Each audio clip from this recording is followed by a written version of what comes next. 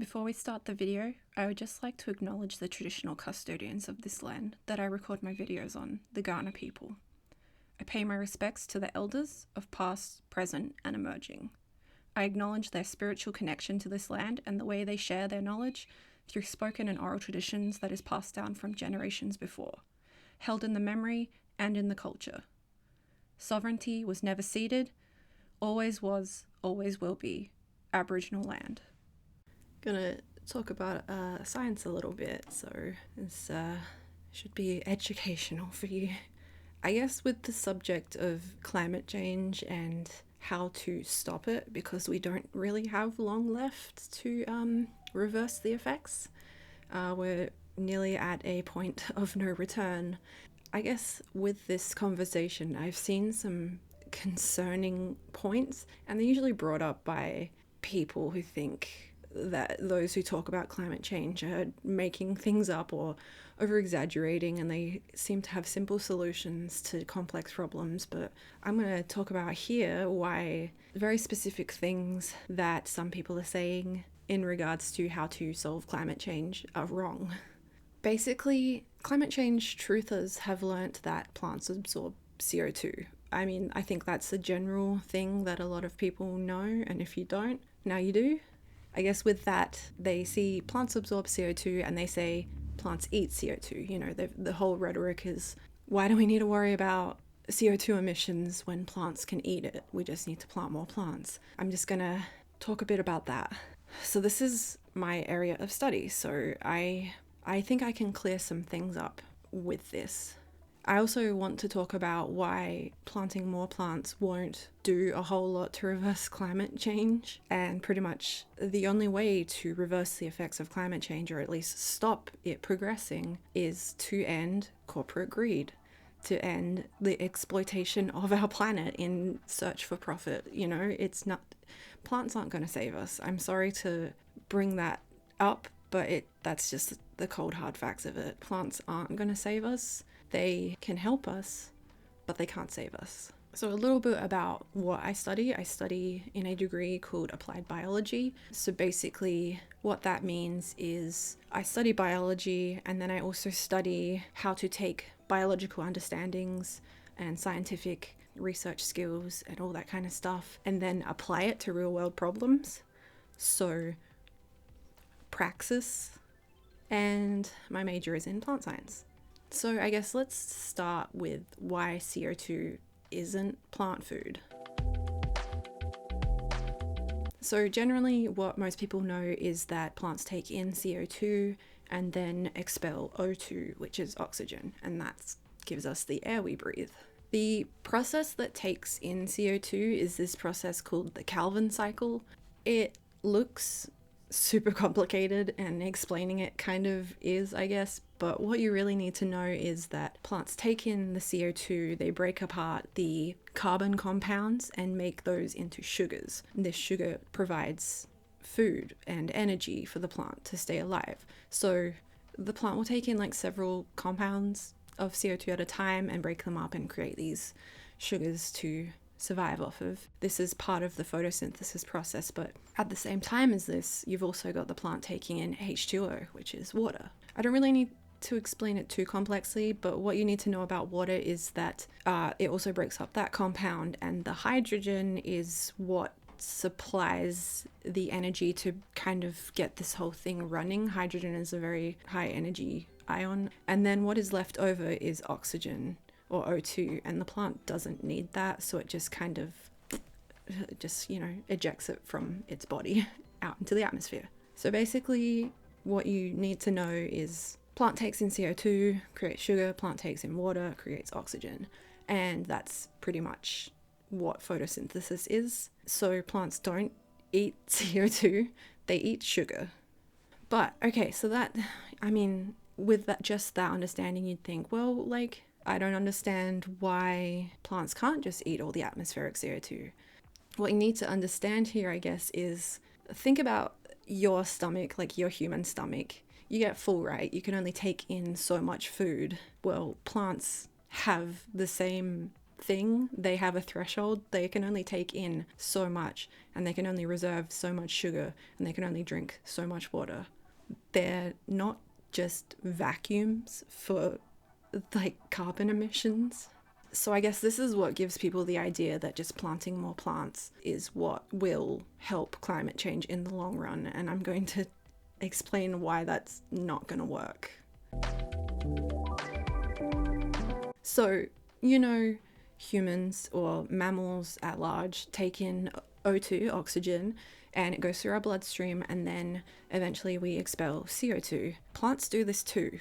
Pretty much whenever they're not photosynthesizing, they're doing what is called respiration, which is exactly what we do, respiration. And this usually happens at nighttime when there's no sunlight. Plants are respiring, they're ejecting CO2. And that might seem fine because that's what plants have been doing since like the dawn of plants on land. It's more complex than that. Respiration also occurs when it's too hot. Plants have this thing called the temperature compensation point, or the TCP, not to be confused with fucking magnets. How do they work? This is basically when a plant reaches its TCP, it stops photosynthesizing and starts respiring.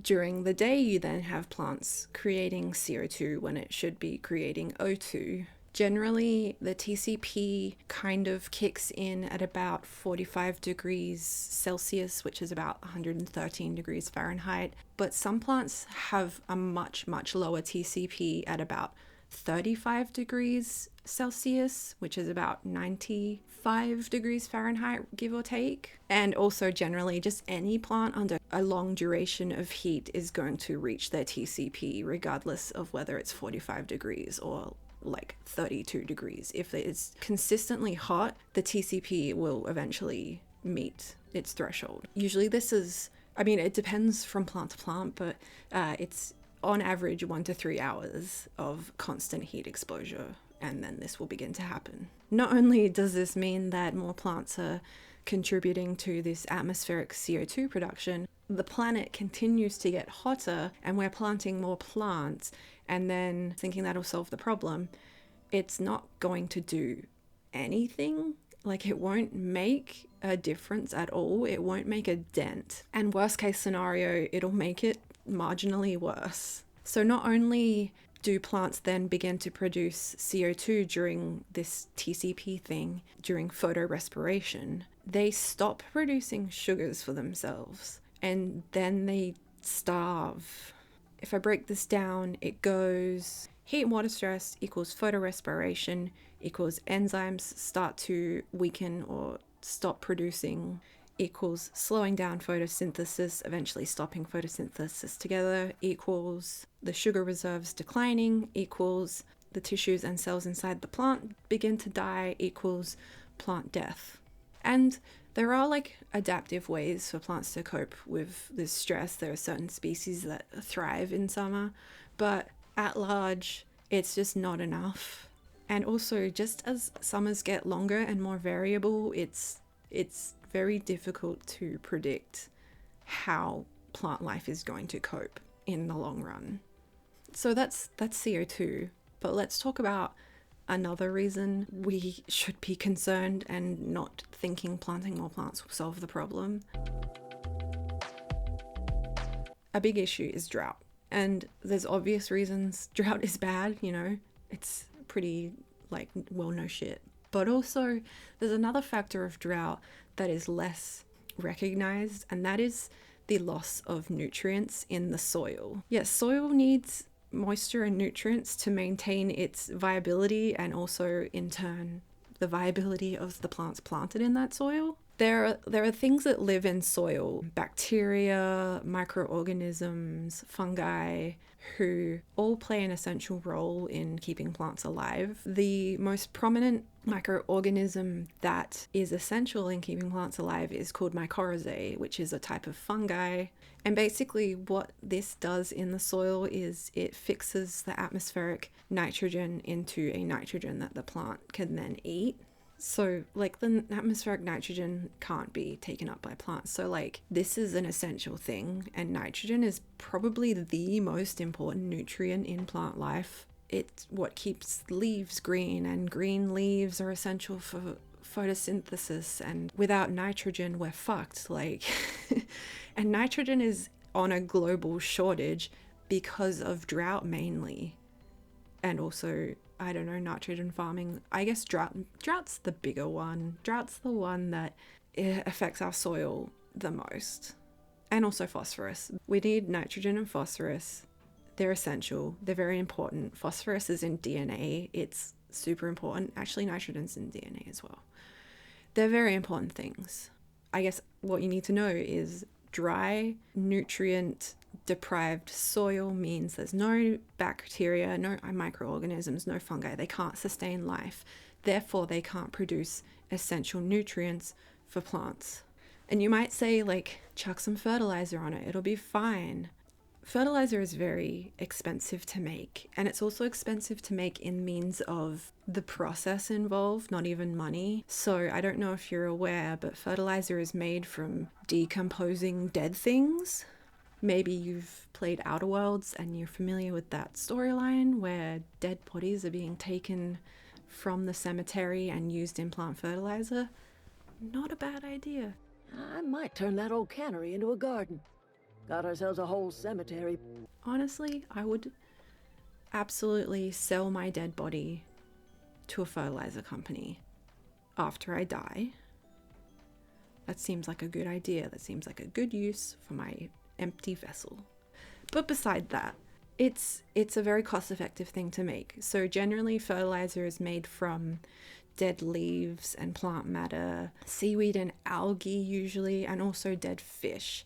You may know, but the oceans are not doing a whole lot good right now. Oceans are kind of in a bad state. You've got heat and low movement of the ocean. I can't remember what it's called. Waves are important. There's not a lot of those going on. And also just the high acidity of the ocean kills fish. It also causes bleaching, which kills plant life and fish. So the ocean's not doing great right now. That's where fish live. So if you have a shortage of fish, you're going to have to try and make a decision. Do we want fish to stay in the ecosystem, keep that ecosystem alive? Do we want to fish them? Then when we fish them, do we want to fish them to eat them, or do we want to fish them to use them for other things? Because, like, byproducts and blah, blah, blah, blah. Like, making more fertilizer makes more problems. More fertilizer, more problems. And if you're not already feeling super depressed and stressed about the state of the world, I have one more reason that planting more plants won't help the planet right now. I feel like I'm doing a Watch Mojo countdown. So there's this thing called habitat fragmentation, and habitat fragmentation is largely a human influence phenomenon. Good on us. So this happens when changes are made to the physical environment. So urbanization is probably the biggest one. Land conversion and land clearing also contribute to this. Changes in water activity. So this can be like building man-made water dams, man adage onto creeks and rivers and etc. Changes to the natural layout of how water flows. So what happens basically is when you change the natural environment, it causes like the biological communities of that area to become fragmented. So that kind of looks like this. And then that causes ecosystem decay, where it's this is going to be such a weird example, but in Evangelion, when the angel gets into the computer system and it gradually starts spreading, that's like fragmenting the computer hard drives. That's what happens in nature. Like a patch of land starts dying and it's very gradually spreads, and then everything starts dying because permaculture and plants need other plants to stay alive and all that kind of stuff. Like, you know what an ecosystem is, I guess. And with this, nutrient supply becomes fragmented. So like I said, with nutrients in the soil, there's also nutrients that come from rainfall or fallen debris and etc. and stuff. Fragmentation also harms that. One of the biggest things that actually causes this nutrient fragmentation is golf courses.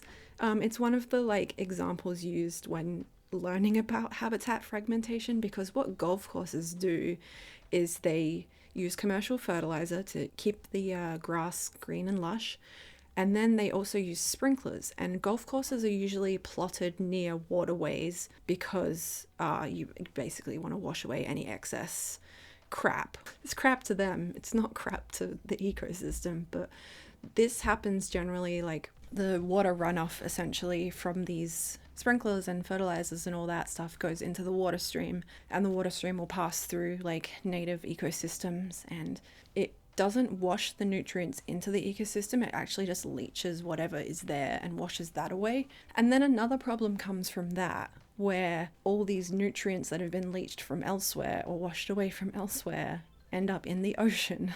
And then this causes a whole other problem. When you wash a mass amount of nutrients into the ocean, you cause algae blooms. And these algae blooms, when algae is under control, it's great. But when it's not, it suffocates fish in the ocean because they produce oxygen in the water. And they also just kill all the plant life off that fish would eat because of competitiveness and all that stuff. It's actually a very bad thing, and we must abolish all golf courses immediately, because fuck them all. As I said at the start, there's not a whole lot that planting more plants or growing more trees or all that kind of stuff, there's not a lot of change that can come from that. What change comes from is systemic change. As I said in one of my previous videos that I made, I don't know, like 2 years ago maybe, a majority of the greenhouse emissions on this planet are made from industries and major corporations. And I don't want to discourage people from adding plants or growing more plants, because you absolutely should. But even helping biodiversity doesn't stop the 100 companies and corporations who produce approximately 70% of all greenhouse emissions on the planet. Without them reducing their emissions and capping them, nothing will change. That's what will make the major difference. That being said, starting a home garden is a really great idea. I don't want to say that you shouldn't plant more plants, because I would be going against my studies by saying that, and I absolutely agree that having a garden at home is a great thing to do. It might not reverse the effects of climate change, but it does help native biodiversity, which is really, really important, because a byproduct of climate change is native species dying off.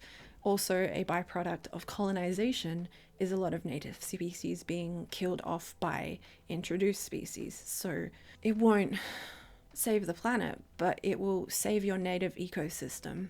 Planting things that'll help reintroduce butterflies and birds and bees is like the best thing you can do for native biodiversity, because urbanization fragments the biodiversity in your areas, and a lot of native bug species specifically may have been native to areas that are now suburban or urban or like close to the cities and stuff. So like you're not gonna give them back the ecosystems that they were used to, but you can still bring them back. So I guess my advice is plant what is native to your area, do your research. A little bit of advice, insider advice. I wrote a research article on how bees favor the color blue. So blue flowers, blue and purple flowers are the best ones you can plant to attract bees specifically.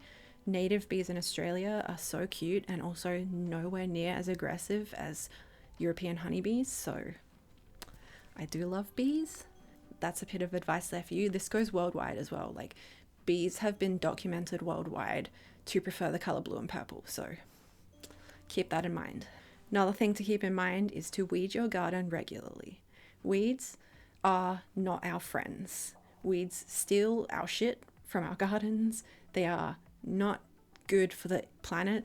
I know a lot of people think that like weeds outcompete native species, therefore they must be better, but they're not. They're absolute dogs. Like, we don't like weeds in this house.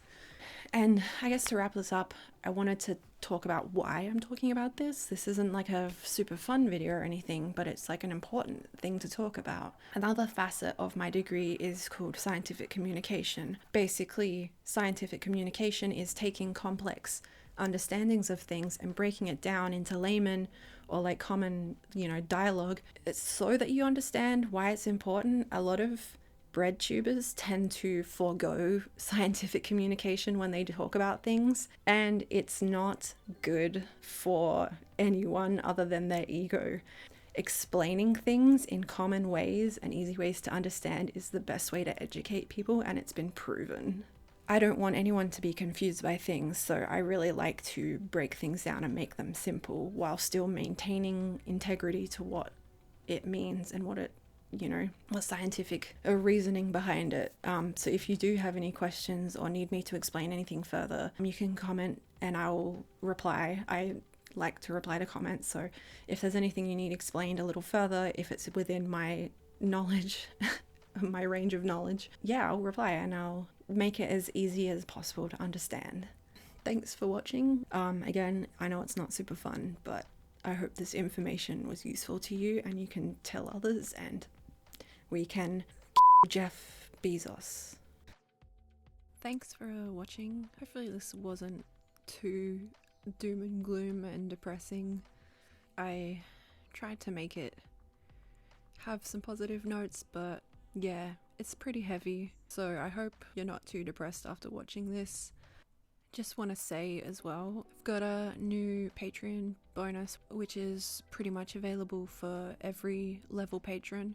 But I do these videos before my main recording where I just do like a warm-up thing and I just talk about just a random quick topic. So if you want to watch those, you can sign up to my Patreon for like $1 a month. But shout out to my patrons. So we have William, El Caesar, Trans Rights, Shadow Mage, Shlee, and Mel. Thanks so much. And I'll see you in the next video.